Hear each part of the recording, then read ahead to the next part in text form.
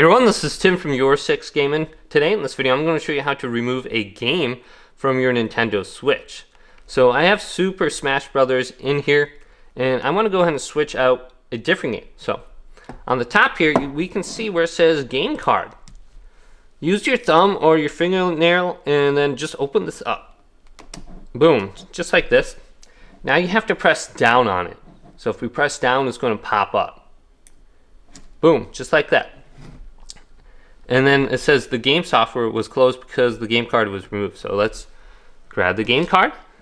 Now to insert a new one, you're going to take the metallic side and put it away from you, and then you can read the game and then just press down and then click it in just like this. So it's clicked in and the game should display on the home screen now.